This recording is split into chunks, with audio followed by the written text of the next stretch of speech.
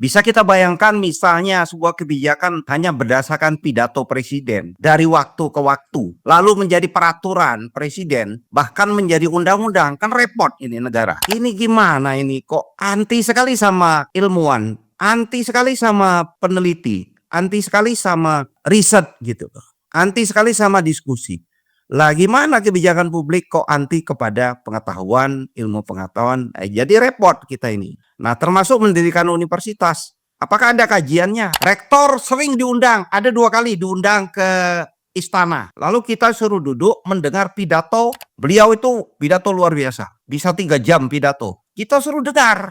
Lama-lama juga saya capek juga duduk dengar pidato gitu. Nah, tidak ada dialog. Dan saya tidak tahu ya di lingkaran beliau itu apakah Menristek Dikti, apakah Mendikdasmen atau Sekneknya, apakah tidak bisa memberikan masukan kepada beliau?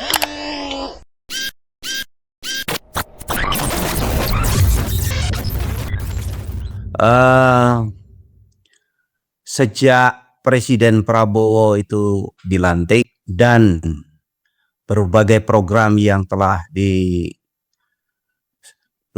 oleh kabinet beliau, ada 2 hal yang saya amati menjadi ciri pokok kabinet Prabowo ini. Yang pertama, anti ilmu pengetahuan. Jadi kabinet ini semua kebijakannya itu dapat saya katakan tidak kompromi dengan ilmu pengetahuan. Kita tahu bahwa kebijakan publik itu kan harusnya berbasis eviden, berbasis ilmu gitu. Tetapi presiden selalu mengatakan apa forum FGD. Nah, kita kan FGD nih. Kalau tahu presiden kita kena ejek. Apa FGD? Lah, semua kebijakan itu kan harus ada FGD, harus ada diskusi. Harus ada basis data, harus ada riset, harus ada kajian supaya kebijakan itu tidak merugikan masyarakat, bahkan merugikan negara dalam jangka pendek ataupun jangka panjang. Bisa kita bayangkan misalnya sebuah kebijakan hanya berdasarkan pidato presiden dari waktu ke waktu, lalu menjadi peraturan presiden, bahkan menjadi undang-undang, kan repot ini negara. Presiden pidato hari ini, hayo rakyat kita pasang genteng, tidak pasang seng. Besok pidato lagi, seng tidak sehat, kita pasang ijuk. Lah kan repot kalau kayak gini. Kan dari pidato-pidato selalu begitu, Pak Presiden kita pidato. Nah, lalu menterinya juga tidak memberikan argumen. Nah, ya. Semua dijawab oleh presiden. Semua kritik jawab presiden. Nanti kita kritik malam ini, mungkin besok lusa Presiden Prabowo sudah menjawab kritik kita gitu. Yakin saya gitu. Jadi sampai saat ini saya lihat ini gimana ini, kok anti sekali sama ilmuwan, anti sekali sama peneliti, anti sekali sama riset gitu. Anti sekali sama diskusi. Lah gimana kebijakan publik kok anti kepada pengetahuan, ilmu pengetahuan? Jadi repot kita ini. Nah, termasuk mendirikan universitas. Apakah ada kajiannya? Semua pihak sudah mencari-cari, tidak ada. Lalu dijelas-jelaskanlah alasan yang agak masuk akal gitu loh, seperti sampaikannya. Yang kedua, semua kebijakan publik itu pasti mengikuti regulasi, kecuali perusahaan swasta tidak berbasis regulasi. Seharusnya regulasi yang dirujuk adalah Undang-Undang tentang Pendidikan Tinggi, ya.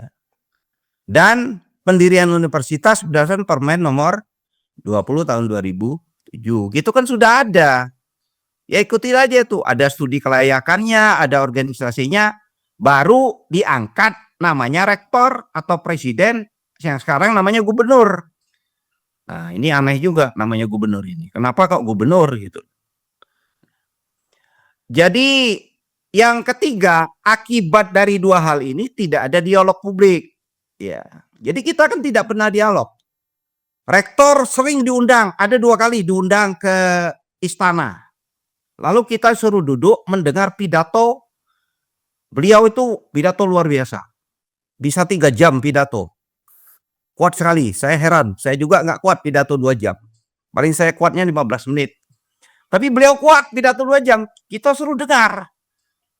Lama-lama juga saya capek juga duduk dengar pidato gitu.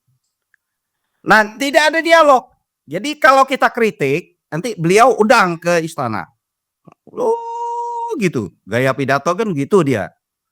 Nah, tapi ya sudah itu udah, lalu dikasih buku dia, pulang kita. Nah, itu kebiasaannya Pak Presiden kita nih sekarang. Nah, 3 hal inilah yang menjadi pokok masalah. Saya kira nanti ke depan selain URI nanti ada lagi Pak, Bapak Ibu sekalian, kebijakan-kebijakan lain yang akan muncul kalau gayanya Pak Presiden kita seperti ini.